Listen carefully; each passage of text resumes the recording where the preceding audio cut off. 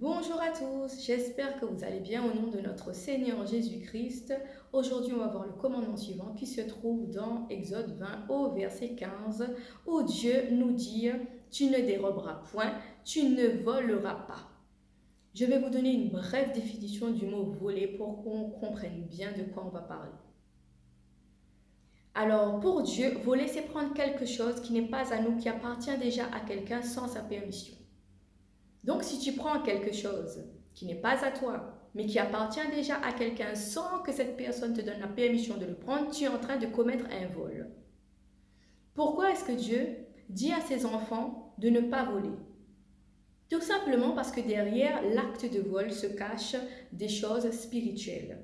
Derrière, il y a des lois qui se trouvent dans le monde invisible que tu ignores, que tu ne connais pas, que tu ne vois pas, mais qui existent bien et qui vont agir contre toi.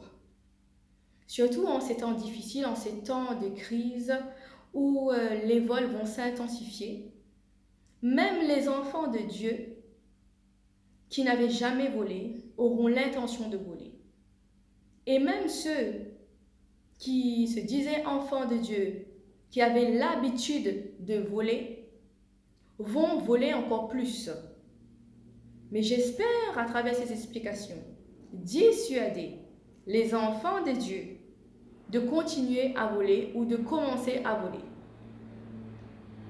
J'ai pris quelques exemples qui se font couramment et qui vont vraiment nous permettre de mieux comprendre la volonté de notre Dieu pour nous, pour que ceux qui lui appartiennent ne tombent pas dans cet acte qui va vraiment amener des conséquences graves dans notre vie.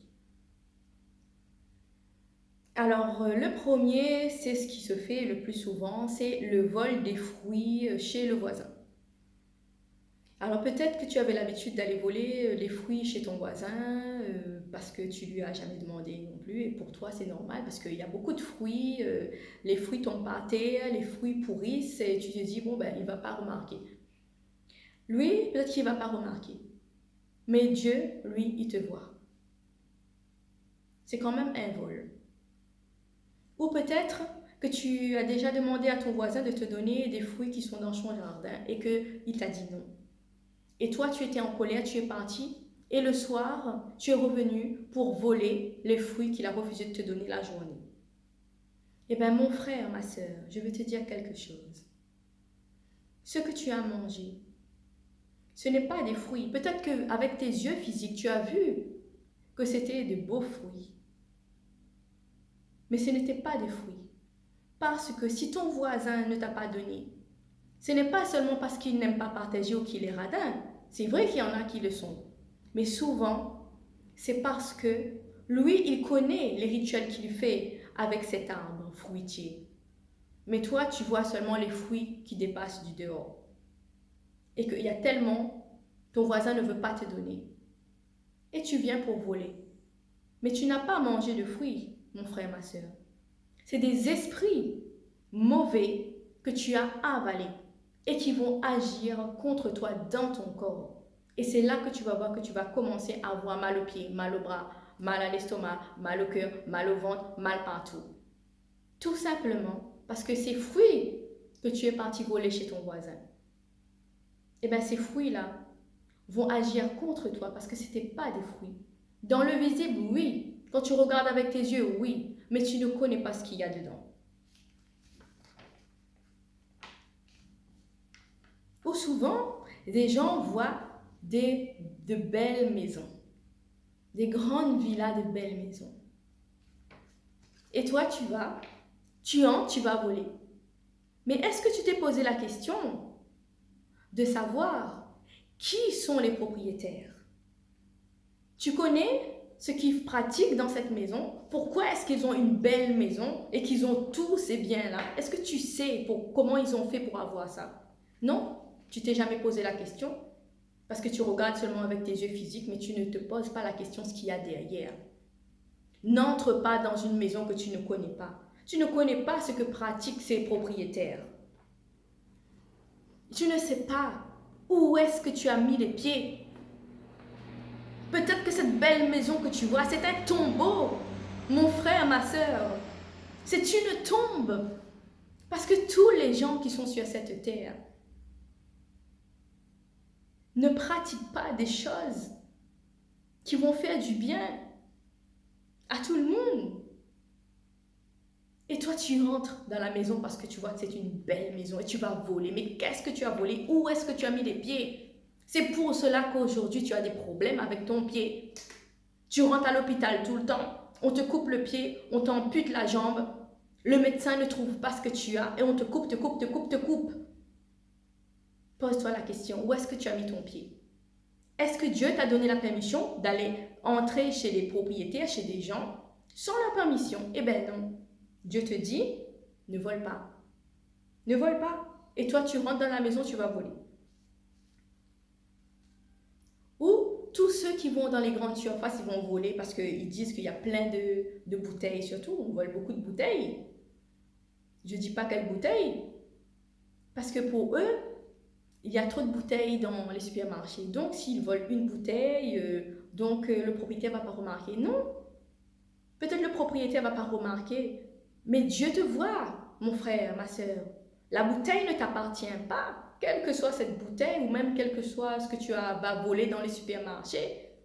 Tu ne connais pas ce que le propriétaire, lui, il a fait pour avoir cette boutique, il a fait pour avoir la grande surface, qu'il a fait pour amener cette bouteille que toi, tu oses prendre et cacher et sortir avec.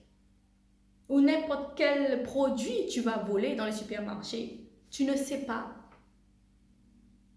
Il ne faut pas regarder seulement dans le physique, mais regarde au-delà de ce qui se cache derrière le produit que tu as volé.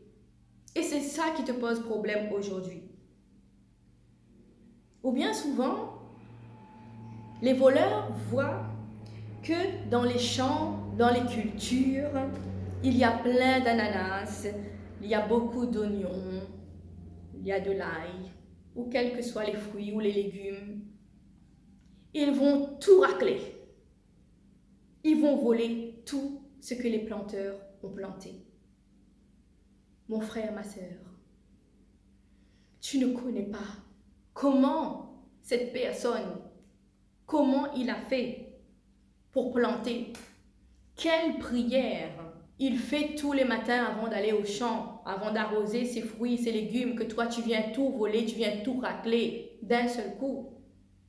Tu ne connais pas la sueur de son front qui a coulé sur ce terrain, sur cette culture que tu viens de tout racler. Tu ne connais pas ce qu'il y a dedans. Et toi, tu viens. Et tu vas vendre ça sur les chemins là-bas. Tu vas vendre sur... même au bazardier, tu vas voler ce que tu as. Tu vas vendre ce que tu as volé. Mais si tu es enfant de Dieu, cela ne va pas te porter des bénédictions, mais tu vas être maudit, mon frère, ma sœur. On ne vole pas. Ou souvent, les jeunes là, ça c'est pour vous. Vous voyez qu'il y a des personnes dans la rue ou à la sortie des écoles, des collèges, des lycées, les enfants, les jeunes là qui ont des baskets, qui ont des vêtements de marque ou la casquette, le téléphone, le sac, tout ce que ce jeune là il a sur lui. Vous venez et vous volez. Vous venez, vous volez. Mais est-ce que tu t'es posé la question pour voir comment il a fait pour avoir ses baskets? Comment il a fait pour avoir ses vêtements? Peut-être que pour lui c'est une bénédiction, mais toi, tu viens, tu prends ses vêtements, tu prends ses baskets, tu prends sa casquette, tu prends son sac, tu prends tout. Ce garçon, ce jeune-là, ce jeune homme ou cette jeune fille, ils ont des parents? Est-ce que tu connais ce que pratiquent leurs parents? Non. Peut-être que c'est la fille d'un prêtre spirituel, tu ne connais pas. Peut-être que c'est le fils d'un prêtre spirituel, tu ne connais pas. Mais mon frère, ma soeur, Tu as volé quelqu'un comme ça, c'est fini pour toi. Tu vas descendre, descendre, descendre et descendre. Tu n'auras que des problèmes. Peut-être pas dans ta jeunesse, quand tu as volé là, les vêtements, les baskets, mais aujourd'hui peut-être que tu es une mère de famille. Aujourd'hui peut-être que tu es un père de famille. Qu'aujourd'hui maintenant tu as des enfants. Et ce que tu as fait dans ta jeunesse, les vêtements, les baskets que tu as volés là, aujourd'hui c'est ça qui est en train de parler contre toi, contre tes enfants. Parce que tu ne sais pas à qui tu as volé les habits, les baskets, le sac, la casquette, tout ça. Tu ne sais pas à qui tu as volé ça. Ou souvent les jeunes, ils entrent dans les voitures, volent les voitures parce que c'est une belle voiture. Mon frère, ma soeur, tu ne connais pas si cette voiture est un cercueil vivant. Tu ne connais pas. Tu ne connais pas dans quoi tu entres. Tu ne connais pas à qui appartient cette voiture. Cette voiture, ce sera ton cercueil, ce sera là où tu vas finir. Quand tu t'assieds dans cette voiture, tu ne sais pas sur quoi tu t'assieds. Quand tu prends le volant, peut-être que ce n'est pas toi qui vas prendre le volant, parce que tu vois seulement la voiture, mais est-ce que tu vois qui est à côté de toi? Mais j'espère que Dieu va ouvrir tes yeux spirituels pour voir que tu ne peux pas voler ce qui ne t'appartient pas. Ou pour ceux qui aiment bien voler les bijoux, là. Les jeunes qui aiment voler les bijoux à l'arrache dans les rues. Vous ne savez pas où est-ce que cette personne a amené ses bijoux. Où est-ce qu'il a fait graver ses bijoux. Vous volez les montres, vous volez les chaînes, vous volez les boucles d'oreilles. Vous volez tout. Mais ce que tu as volé là, ça va agir contre toi parce que tu ne connais pas à qui appartient ces bijoux. Même les animaux, les gens viennent voler les animaux. Ils volent les poules, les canards, les lapins, les bœufs. Ils volent, ou même s'ils ne volent pas, ils coupent le pied, la jambe, ils égorgent le bœuf sur place, ils prennent un morceau pour amener pour manger chez eux. Hein. Ils viennent voler, ils volent tout. Ils volent les chiens, il y a ceux qui volent les oiseaux, ils volent tout. Mon frère, ma soeur, si tu as mangé une telle viande, tu n'as pas mangé de la viande. Tu as mangé un esprit mauvais parce que tu ne connais pas à qui appartiennent les propriétaires des animaux que tu as mangés. Ne vole pas. Donc pour les exemples, je vais m'arrêter là. Je pense que là, vous avez bien compris. Je n'entrerai pas dans les détails, mais vous avez bien compris pour quelle raison est-ce que Dieu dit à ses enfants de ne pas voler. Un conseil aux parents. Apprenez à vos enfants au bas âge de ne pas voler, même quand ils vont à l'école. De ne pas voler les affaires des autres parce que tu ne connais pas qui sont les parents des enfants que ton enfant aime voler. Tu ne connais pas les parents, tu ne connais pas ses parents. Mon enfant, ne vole pas. Même si tu es à l'école, tu voles une gomme, tu voles une règle, tu voles un stylo. Tu ne connais pas quelle prière ton voisin de table, ton petit copain à l'école, là, tu ne connais pas dans quoi trempent ses parents. Tu ne connais pas quelle prière il fait tous les matins avec ses parents. Et toi, tu viens, tu voles sa règle. Peut-être que c'est une règle, mais on ne vole pas ce qui ne t'appartient pas. Ne vole pas, ne vole plus. Parents, apprenez à vos enfants de ne pas voler. Et dans la Bible, on a vraiment un bel exemple de vol. Dans le premier livre de Samuel, dans le chapitre 5, à partir du verset 1 au verset 12, là où les Philistins sont venus voler l'arche de l'Alliance aux enfants d'Israël. Parce qu'ils pensaient que c'est avec l'arche de l'Alliance que les enfants d'Israël, le peuple de Dieu, pouvaient avoir ce qu'ils voulaient. Donc les Philistins sont venus, ils ont volé l'arche de l'alliance. Mais quand vous allez lire l'histoire, vous allez voir tous les problèmes qu'ils ont eus. Ils ont eu que des problèmes. Parce que peut-être qu'il y a des choses qui vont bénir certaines personnes.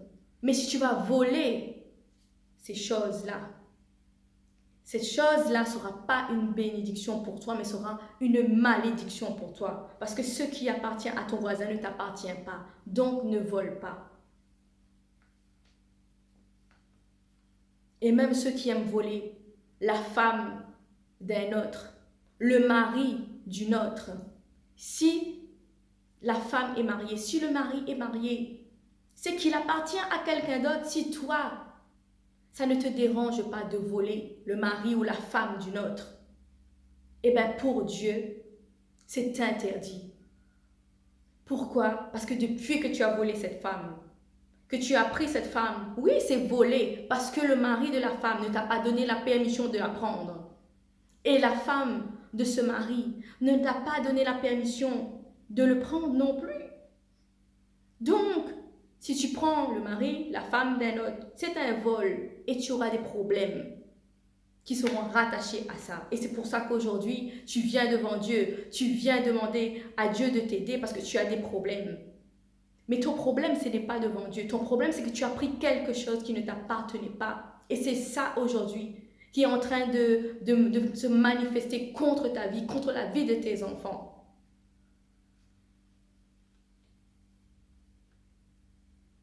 Et ce qui s'est passé au temps du peuple d'Israël, quand ils ont volé l'arche, parce que l'arche appartenait aux enfants de Dieu, se passe encore aujourd'hui.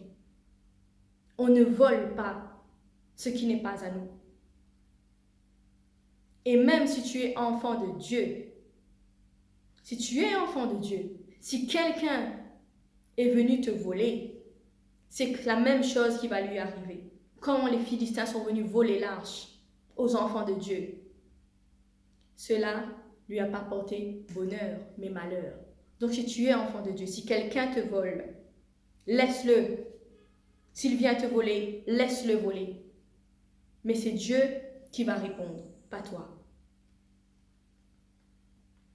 Donc la conséquence de tous ces vols, quand vous volez, ce qui arrive dans votre vie, c'est que vous pouvez tomber malade. Vous pouvez devenir paralysé. Vous pouvez devenir handicapé. Et il y aura même des morts prématurées. Vous pourrez mourir prématurément, tout simplement parce que ce genre de problème de santé, la médecine ne peut pas soigner. C'est ça ton problème aujourd'hui.